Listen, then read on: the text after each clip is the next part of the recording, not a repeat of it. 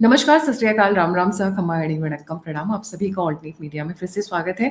हमारे साथ जुड़े हुए Savio Rodrigues sir, founder editor in chief of Goa chronicles.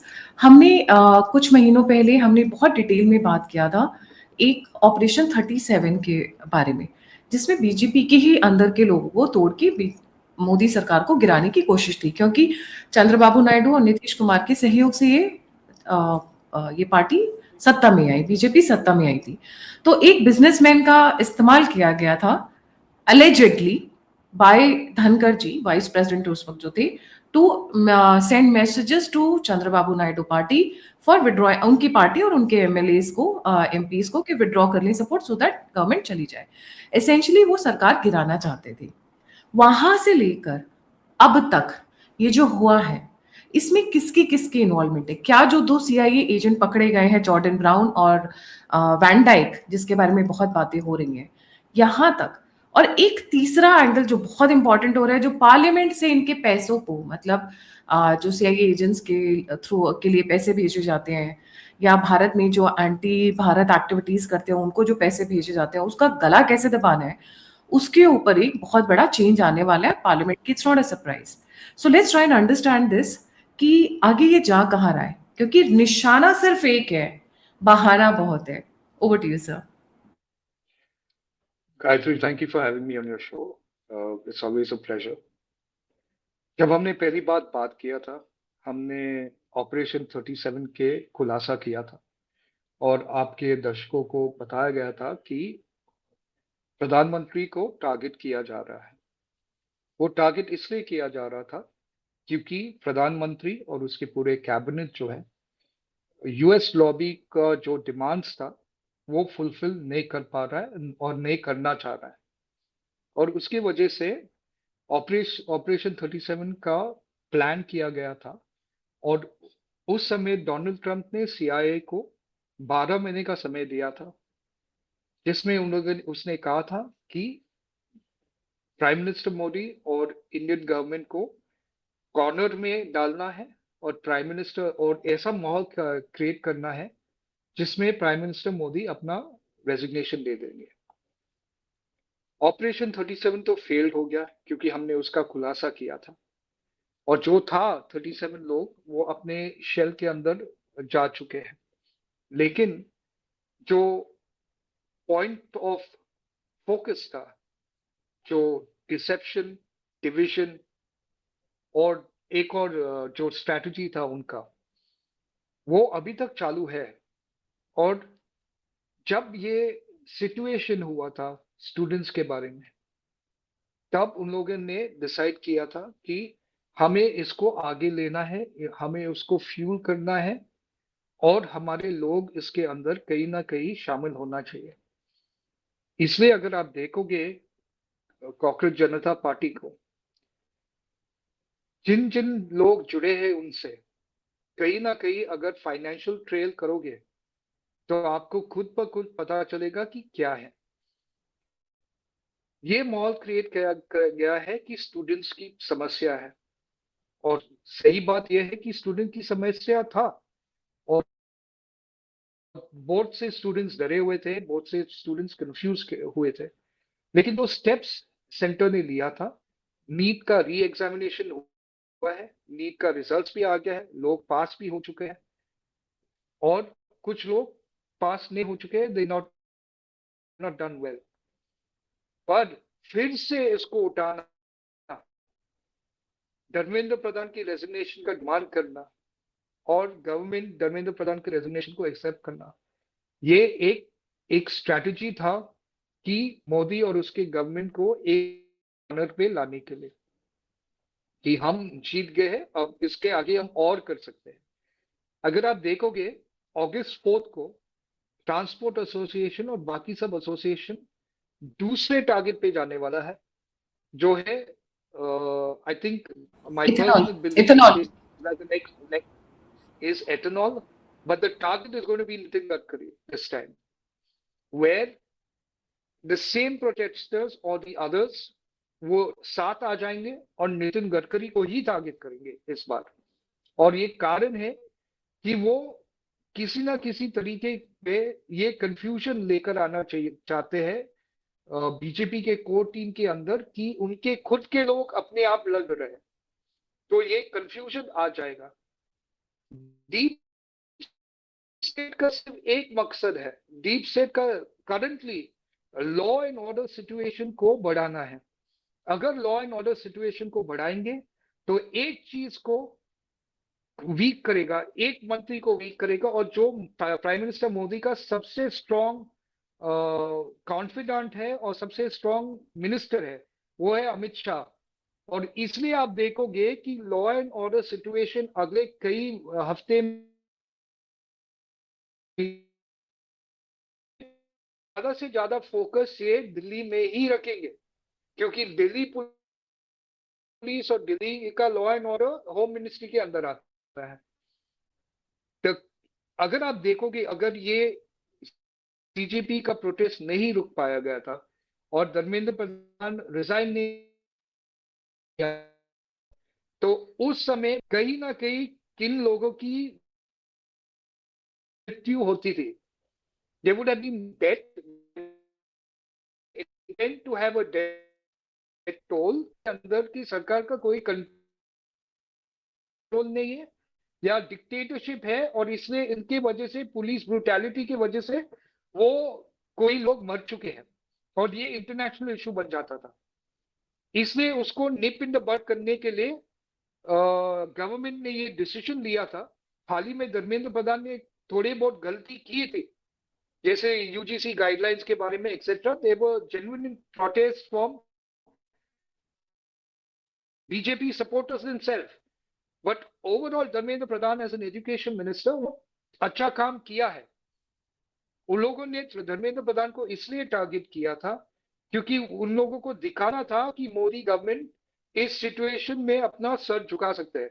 लेकिन ये सर झुकाने की काम नहीं था, ये एक स्ट्रैटेजिक काम था जिसमें हमने पता है कि यहाँ की जो स्टूडेंट का जो कम्युनिटी है इसको उकसा करके, उनको सता करके, या उनमें से कोई और अपने जान लेते थे, ये सिचुएशन और भी बिगड़ जा सकता था। इसीलिए हमने एक स्टेप पीछे लिया है, उनको ये दिखाने के लिए कि yes, the government is listening to the students and rightfully it should listen to the students. Yes. पर ऑपरेशन 37 का जो लक्ष्य था मोदी को हटाने के लिए, वो लक्ष्य अभी तक बरकरार है, वो जाने वाला नहीं है। कारण दो चीज है। एक, जो एफटीए एग्रीमेंट है, अभी तक इंडिया और यूएस ने एफटीए एग्रीमेंट साइन नहीं किया है। प्रेशर इस प्रकार से डाल रहा है कि जो डिमांड्स है यूएस लॉबी का, वही डिमांड्स इंडिया एक्सेप्ट करे, लेकिन इंडिया एक्सेप्ट नहीं कर रहा है क्योंकि कुछ कारण की वजह से ये इंडिया को फायदा नहीं हो रहा है। और प्रधानमंत्री और उसकी टीम, पीयूष गोयल और टीम जानता है कि हर कोई जो यूएस मांग रहा है उनको देने के लिए जरूरी नहीं, इसलिए ये समय ले रहा है, और ये एक प्रेशर पॉइंट है।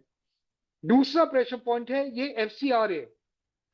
एफसीआरए और जो एनजीओ को पैसा मिल रहा था, जो एनजीओ से बाहर से पैसा मिल रहा था। अगर आप देखोगे, जब ये एफसीआरए गाइडलाइंस के लिए जो गाइडलाइंस बने थे, तो एक फॉरेंसिक टीम बनाया था प्रधानमंत्री ने और अमित शाह ने, जिसमें ये ट्रैक कर रहा था कि एनजीओ के ज्यादा से ज्यादा पैसा कहां से आ रहा था। आपको हैरान हो जाएगा कि एक ही जगह से यूएस में ज्यादा से ज्यादा पैसा आ रहा है, और वह है West Virginia, Texas, West Virginia. ऐसा ज्यादा क्यों? से ज्यादा क्योंकि टेक्सास वेस्ट वर्जीनिया के लोग जो होते हैं वो ज्यादा से ज्यादा इवेंजलिस्ट होते हैं। तो अगर आप देखोगे कि इवेंजलिज्म का जो पैसा आ रहे थे एनजीओ में, वो वेस्ट वर्जीनिया से आ रहा था, they are the American evangelist. दूसरी जगह जो पैसा ये आ रहा है, इवेंजलिस्ट क्या होता है सर? कैथोलिक और इवेंजलिस्ट क्या होता है ये? तो कैथलिक और इवेंजलिस्ट में दो डिफरेंसेस है। इवेंजलिस्ट जो है कैथलिक चर्च को मानता नहीं है। कैथलिक चर्च जो रोमन अथॉरिटी के अंदर आता है, जो वैटिकन के अंदर आता है। इवेंजलिस्ट है जो अपने खुद के चर्चेस है, कभी मेथोडिस्ट है, कभी प्रेस्बिटेरियन है, कभी जेहोवा विटनेसेस है, कभी बिलीवर्स है। इतने सारे इवेंजलिस्ट लोग हैं, उनका मकसद इवेंजलाइजिंग इवेंजलाइजिंग ये अपने रिलीजन का कन्वर्ट को कर प्रीच कन्वर्ट करना, करना कन्वर्ट करना लोगों को। और प्रोसेलिटाइजेशन। अगर आप हम्म। देखोगे, हमने मैप किया था 4 साल पहले, 110 ऐसे एनजीओज है इंडिया में जो यूएस से पैसा लेता है। यूएस से जो पैसा लेता है वो बोल के ले रहा है कि एजुकेशन कर रहा है, हेल्थ केयर कर रहा है, इन लोगों को जीसस के पास लेकर आना है। ये सब उदाहरण देके वो अमेरिकन लोगों से पैसा लेकर इंडिया में लेकर आता है।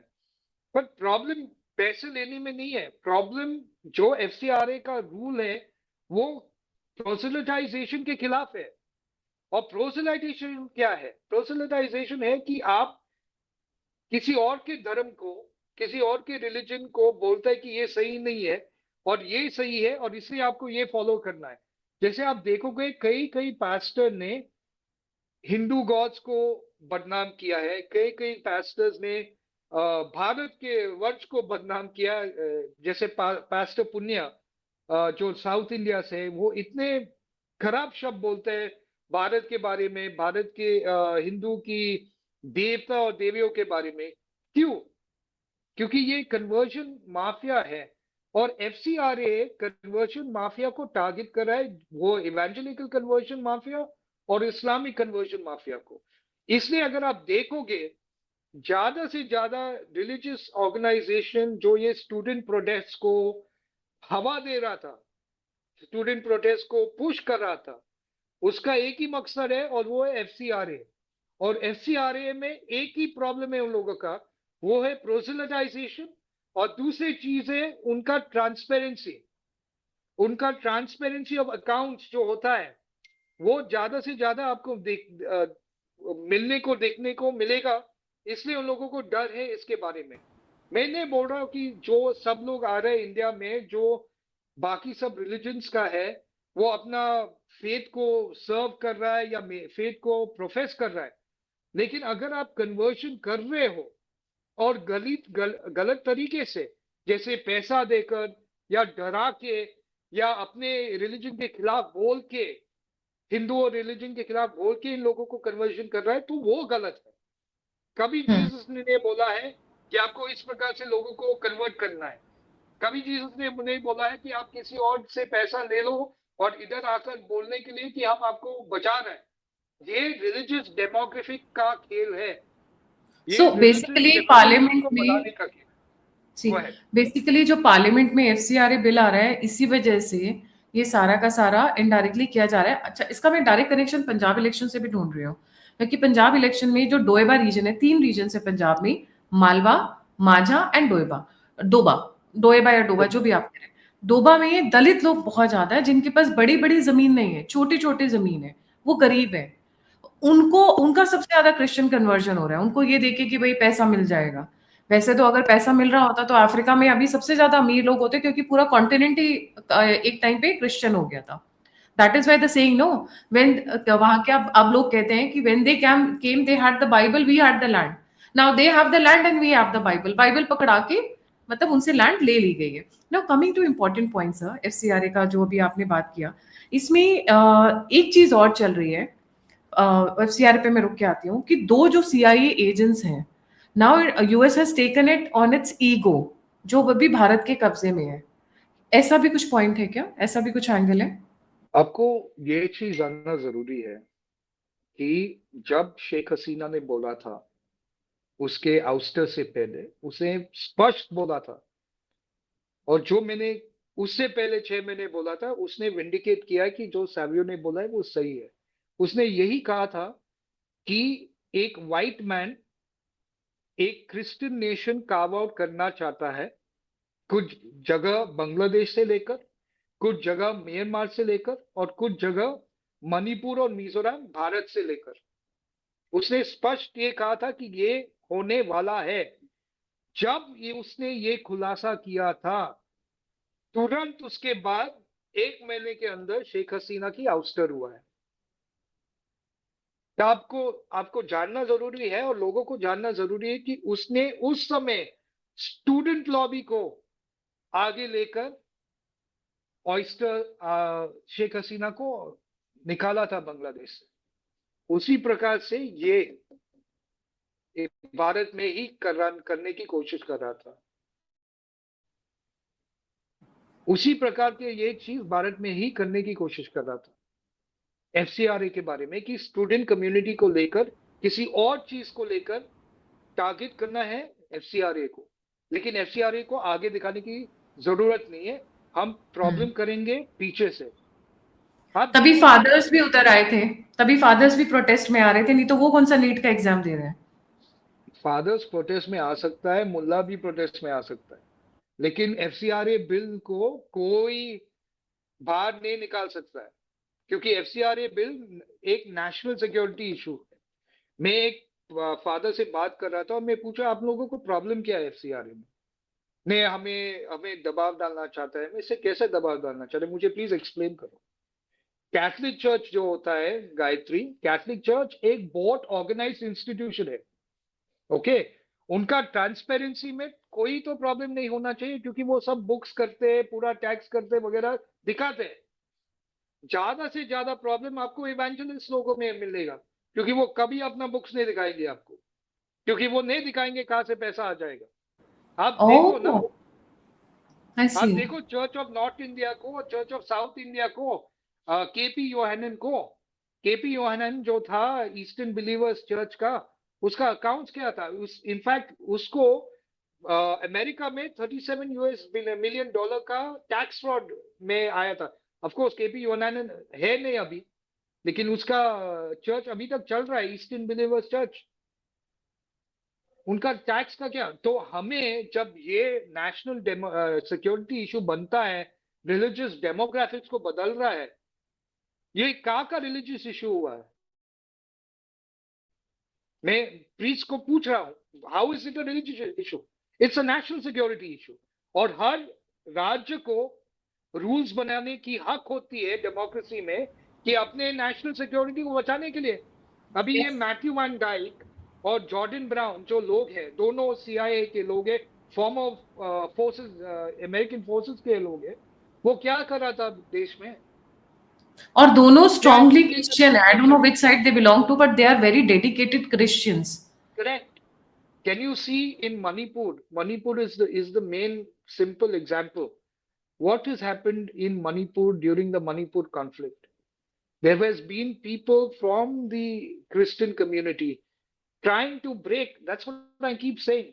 हम यही बोलने की कोशिश कर रहे हैं कि उनको, अमेरिका को, एक क्रिश्चियन नेशन की जरूरत है इस्लामिक और हिंदू नेशन के बीच में। क्योंकि पाकिस्तान है, बांग्लादेश है, नेपाल एक हिंदू नेशन है लेकिन स्मॉल है, उसके भारत एक हिंदू नेशन है, उसके बदले में एक और चाहिए। इसलिए वो ये काटने की कोशिश कर रहा था म्यांमार, बांग्लादेश, मणिपुर एंड मिजोरम, क्योंकि वहां के लोग एक ही ट्राइब का है, चिनकुकी-ज़ो ट्राइब का। अगर आप देखोगे, जब हम मणिपुर के सिचुएशन को कंट्रोल नहीं कर पा रहा था और नार्कोटिक्स बढ़ रहा था, तो यही सिचुएशन को लेकर यूएस डीप स्टेट ने अपना चूरा चांदपुर को लंका बनाने की कोशिश कर रहा था, कुकी को अलग राज्य बनाने की कोशिश कर रहा था। क्यों? क्योंकि एक सेपरेट स्टेट बनाने की कोशिश कर रहा था। और यही तो मकसद है अमेरिका का और डीप स्टेट का। सिर्फ एक ही मकसद है, अगर आप रिलीजियस कन्वर्शन कर सकते हो, इस्लामिक देशों का भी यही मकसद है, अगर आप रिलीजियस कन्वर्शन कर सकते हो, तभी आप लोगों को स्लोली स्लोली अपने ही संस्कृति से, अपने ही रूट से बाहर लेकर आ सकते हो। अपने देश को तोड़ने पे मजबूर कर सकते हो, ये भी इट इज द तक easiest way to break a easiest way, country a is to country। change the religious demographics, जी। right? अगर आप हम्म। देखोगे, अगर आप देखोगे पॉपुलेशन सेंसस को जो हमने 2011 में लिया था, during independence the population of Muslims were at X percentage. Okay, right now till 2011 the percentage of Muslim population has increased phenomenally. And if you compare it with today, the population has gone even more, right? The same with the Christian population, it has increased. But the only population that is decreasing is the Hindu population. Now let's look at Pakistan. Pakistan was also equally divided. There were Hindus and Christians in Pakistan also. Has the population of Hindus and Christians increased in Pakistan? They haven't. In fact, it's decreased. It's almost negligible to almost खत्म होने वाले 1%. हैं. No, less than they are less than 0.5% also. I think 0.2% है. Right? What does that show? It clearly shows that India's religious diversity has always been accepted, but that religious diversity cannot be taken for granted. उसको you cannot take it in a चलता है attitude, क्योंकि ये लोग इसको बदलने की कोशिश कर रहा है. So you are saying south कि इंडिया को ना ऑपरेशन 37 हमें से उसी पे आ रही थी. बात कर रहे हैं. आप साउथ इंडिया को देखो. साउथ इंडिया में रिलीजियस कन्वर्जन का क्या फुटप्रिंट है वहां पे.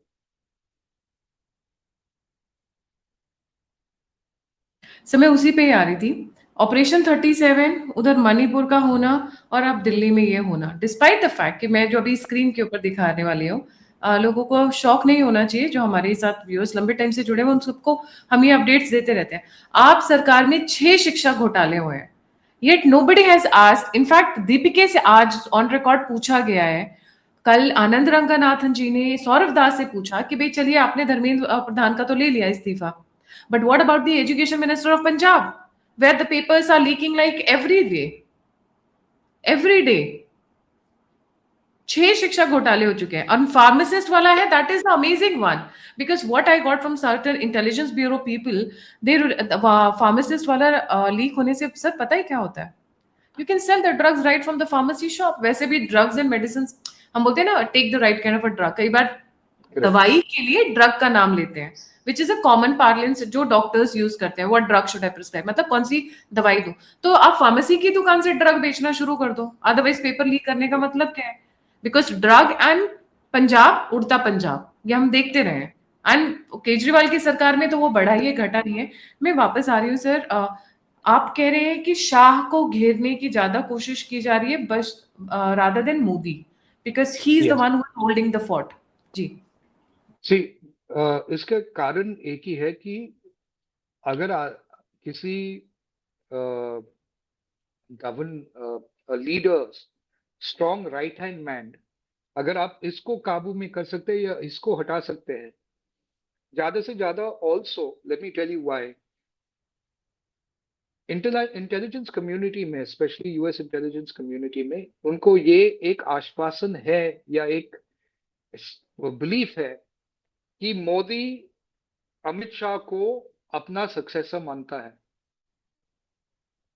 ओके, अगर मोदी अमित शाह को अपना सक्सेसर मानता है तो मोदी का जो विजन है, विचार है, वो अमित शाह आगे ले सकता है. अगर आप मोदी को करने की कोशिश भी करें, और अगर अमित शाह उस मोदी के जगह में आता है तो अमित शाह मोदी के ही जो विचार है उसको ही आगे ले लेंगे, तो कोई फर्क नहीं होने वाला है. इसलिए अगर आपको मोदी के जो विचार को हटाना है और मोदी की जो सोच है को हटाना है, तो मोदी और अमित शाह दोनों को हटाना है. और इसलिए अगर आप देखो कि ज्यादा से ज्यादा टारगेट होगा सिक्योरिटी इश्यूज पे, ज्यादा से ज्यादा टारगेट होगा सिक्योरिटी इश्यूज पे, और दिल्ली के अंदर ही होगा.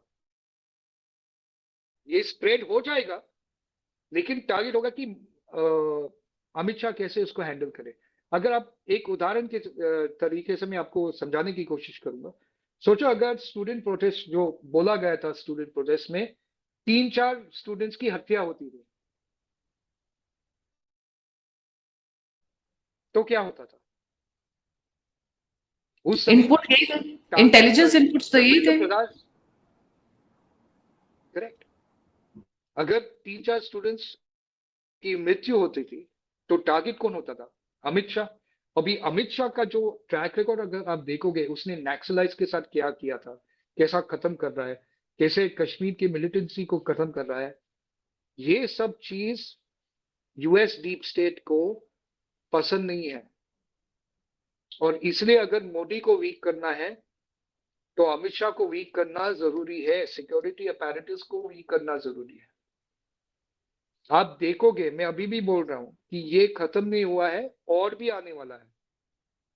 हमने जो मैंने पीएम एडवाइजर को एक मैसेज भेजा था जब ये सब हो रहा था कि ये जो स्टॉर्म है जो बन रहा है ना, हमें उसको एक स्टॉर्म एक टी कप के अंदर ही रखना है, टी कप के बाहर नहीं जाने देना चाहिए। So the thing is that विरोध को विद्रोह में नहीं कन्वर्ट करने देना है। I think that's the correct, right कि there correct, might be disagreements कि बहुत सारे भाई हर देश में है, कोई देश परफेक्ट नहीं है। कोई ये जाके नहीं बोलता है यूएसए कि आपके न्यूयॉर्क में डार्क एरियाज और ऐसे एरियाज है जहां पे आप घुस पुलिस उनकी पुलिस नहीं घुसती है, जो कि हॉलीवुड मूवीज में they are the best cops in the world, they are the correct, saviours of the world. जब भी एलियंस आते हैं वही मारते हैं, बारी दुनिया तो करेक्ट, खत्म हो जाती है, right? Yet correct. They all point fingers towards Bharat. वहां की ब्लैक लाइव्स मूवमेंट के बारे में कोई बात नहीं करता है, बट विरोध को विद्रोह में कन्वर्ट नहीं होने देना है। That is correct. I think what they have learn from Bangladesh and Nepal, not to be foolish. जब जरूरत बट हो तो take up foot back. Gayatri, मैं आपको एक चीज भी बता देता हूँ। डिफरेंस है कि उनके जो जेनजी में और हमारे जेनजी में बहुत फर्क है। हमारे जेनजी जो है वो दिमाग जेनजी है, वो इस प्रकार की चीजों में ज्यादा से ज्यादा उलझने वाला नहीं है। रेडिकलाइज उनको नहीं है। रेडिकलाइज नहीं है, उनको सिर्फ अपने लक्ष्य पे फोकस है कि हमें पढ़ाई करना है, हमें अपना बिजनेस करना है या जॉब करना है, हमें आगे कैसा जाना है। ये सब उनकी सोच है। अगर आप देखोगे जो लोग आए थे प्रोटेस्ट में, ज्यादा से ज्यादा लोग क्वेस्ट था अपने खुद के लिए आए थे वहां पे, दिखाने के लिए कि हम प्रोटेस्ट कर रहे हैं। इतने सारे कम्युनिकेशन एंड जा रील्स, रहे हैं ग्रुप, रील्स बना रहे हैं। Most of it was for making reels. and that's fine. That's the yeah, that's the communication methodology that the youngsters are going to use, and that's all right. Problem ये है कि जो लोग ये youngsters को उकसाने की कोशिश कर रहा था वो नहीं समझ पा रहा है कि भारत की यंगस्टर्स नेपाल और बांग्लादेश की तरह है नहीं। क्योंकि इनको जो आप दिखा रहे हैं कि गरीबी है, ये सब है, उनको है, आश्वासन है, एस्पिरेशंस है, पर उनको ये भी कॉन्फिडेंस है अपने आप में कि ये हम भारत के अंदर कर सकता है। हमें भारत के बाहर जाकर नहीं करने की जरूरत है, हमें भारत को तोड़ने की जरूरत नहीं है ये सब लाने के लिए। तो उससे अगर आप देखोगे कि मोदी जी की जो कनेक्ट है यूथ के साथ, जो लोग तोड़ना चाहते हैं, उसका कनेक्ट अभी तक स्ट्रांग है। मोदी करेक्ट जी जी। का कनेक्ट, अगर आप ज्यादा से ज्यादा लोगों को पूछेंगे, यूथ को पूछेंगे हम मोदी जी के बारे में क्या राय है अपना, हम्म। वो बात करेंगे बाकी सब के बारे में, लेकिन मोदी जी के बारे में ज्यादा नेगेटिव नहीं बोलेंगे। हाँ, थोड़ा बहुत लोग अपने खुद के लिए वीडियोस बनाते हैं, but the ji, confidence in Modi is not less. Is not less. Sir I like to take you to another point. जैसे आईबी की रिपोर्ट आई थी ग्रीन पीस ऑर्गेनाइजेशन के ऊपर for cancelling its FCRA. Now Christian missionaries on one side and organisations like Greenpeace on the other side. Correct. ये NGO का पैसे का इस्तेमाल हो रहा है। इसमें एक मैं आपको एक और खुलासा देता हूं। आप देखोगे अगले 5-6 महीने में कहीं ना कहीं कुछ एनजीओज, ये जो कंसेंशुअल सेक्स का एज है, जो अभी 18 साल का है, उसको 16 साल और 16 साल के कम से भी उम्र के करने की कोशिश करेंगे। Consensual sex, which is criminal if it is not above 18, there will be some NGOs who will try to bring it down to 16 and even lesser than 16. क्यों? Very simple, Gayatri. एक सोसाइटी को अगर आपको तोड़ना है तो आपको यूथ को तोड़ना जरूरी होता है। और कंसेंशुअल सेक्स जो होता है, if you bring the consensual sex to 16, for example, which is what they are trying to do right now, they will bring it even lesser. It is to say that, okay, if a boy and a girl are having sex together, it is all right at the age of 16. But nobody is questioning what happens if the child is supposed to have, when they have the consensual sex, there is a child that is born. Is anybody talking about that? Are they talking about the maturity of the children at that point of time to take that responsibility? No. They're only saying that, oh, you have to reduce the age to 16 or maybe even lesser so that it cannot be titled as rape because some parents misuse it. I see that as a strategy to bring down the Sanskriti values of Bharat. Yes, agree. And I think in the next 5 to 6 months, this is going to see a very aggressive Not push. sir, not only that, sir. There is another thing which is already started picking up on the Twitter and other is now E2 Janata Party is also launched, and they are going to be Okay. demanding resignation of Nitin Gadkari. It's I coming. told you. I It's told you. coming now. Hmm. It's not going to stop. See, please By the way, understand one thing. this E2 Janata Party, I don't know how many subscribers they have. It looks right on the same way as, and 26th, that's 26th or Today. 27th today, they are going to be announcing certain things. I don't know which party is following this modus operandi, but looks like कि the storm is not over. मतलब अभी तूफान टला नहीं है, अभी और आने वाले हैं नहीं, तूफान. I believe आप एक ही चीज सोचो. एक प्रोटेस्ट करने के लिए इंडिया के अंदर, भारत के अंदर और दिल्ली के अंदर यूएस को कितना पैसा खर्च करना पड़ेगा? $1 million, $2 million? उनके लिए कुछ नहीं है.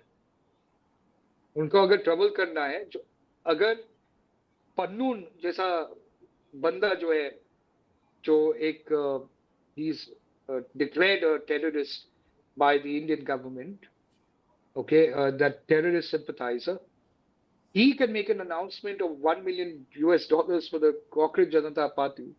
What do you think the deep state has with it? They have so much of resources.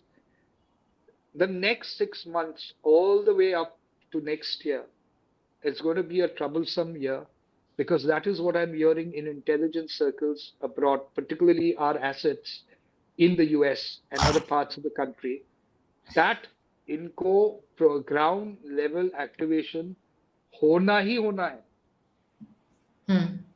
Right, right. And that is going to happen and we are ready for it. We are in. Let's see. But looks like कि ये वाला तो वो जीत गए हैं. But हाँ, nipping the evil in the bud. बोलते हैं ना, इससे पहले कि वो No, I बड़ा don't बन think जाए. it doesn't matter. Gayatri, I don't think they won. You see, the larger interest हमें ये देखना है कि क्या हम स्टूडेंट्स के विचार को, स्टूडेंट्स के जान को बचा सकते हैं अपने कुछ स्टेप्स बैक लेकर. और वही डिसीजन प्रधानमंत्री और उसके कैबिनेट ने लिया है कि सबसे महत्वपूर्ण चीज है कि अपने स्टूडेंट्स, अपने बच्चे सबसे महत्वपूर्ण चीज है. और सही बात. उनके बीच में ये जो नेफेरियस एलिमेंट्स जो था, जो गुंडा लोग था, हुलिगन्स था, उनके बीच में उनको हम डील करेंगे अपनी तरीके से, लेकिन बच्चे को सावधान और सुरक्षा रखना अपनी जिम्मेदारी है. सही बात है जी, बिल्कुल सही. Right from operation 37 we have been covering किस तरीके से गवर्नमेंट को कमजोर करने की कोशिश की जा रही है. ऑपरेशन 37 एक तरफ चल रहा था लास्ट ईयर, देन दी मणिपुर सिचुएशन स्टार्टेड. उसके बीच में एक दो बार दिल्ली के शंभू बॉर्डर पर किसान प्रोटेस्ट आए पर उनको आने नहीं दिया गया. अब जिस तरीके से ये नीट के नाम पे कोट अनकोट, क्योंकि जिन बच्चों का रिजल्ट आया वो तो पार्टी में आ रहे हैं, वो तो अपने एडमिशंस देख रहे हैं, those who have qualified and those who have cleared the entrance, वो पार्टी कर रहे हैं. पर उनके नाम पे ये जो हुड़दंग किया गया, सबका टारगेट एक है, मोदी और शाह को झुकाना.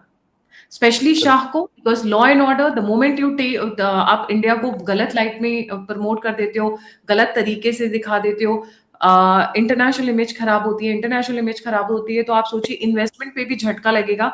But on the whole regime change operations करता आ रहा है. Jordan Brown and Van Dyke अभी तक भारत के कंट्रोल में, उससे भी बड़ी मिर्ची लग रही है कि इतनी कैसे औकात हो गई, I am using the word जानबूझ के, कि भारत की इतनी कैसे वो हिम्मत हो गई कि हमारे एजेंट्स को इन्होंने बंदी बना के रखा हुआ है. But sir please wake up and sip the coffee. आप कितने दिन रोकोगे भारत को? But the catch here is कि ये जो जनरेशन है इनको सही रास्ते पे लेकर आना, प्रोडक्टिव करना. बिकॉज अगर ये generation, if we lose this generation we are gone. इतना जो बिल्डअप किया, इतना जो बना रही है सब कुछ, वो खत्म हो जाए. बोलते हैं ना, अगर एक कहावत है, वो इसी से बिल्कुल सूट करती है।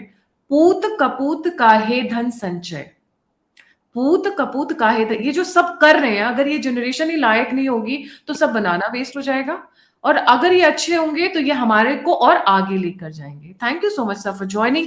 जाने से पहले सभी व्यूअर्स से रिक्वेस्ट है, लाइक सब्सक्राइब और शेयर करना ना भूलें। अगर आप मुझे सपोर्ट करना चाहते हैं तो दिए हुए नंबर और यूपीआई पे आप मुझे कंट्रीब्यूट कर सकते हैं। आप मुझसे जुड़ना चाहते हैं तो ईमेल डिस्क्रिप्शन बॉक्स में। इसी के साथ जय हिंद, जय श्री राम, हर हर महादेव। Thank you sir. हर हर महादेव।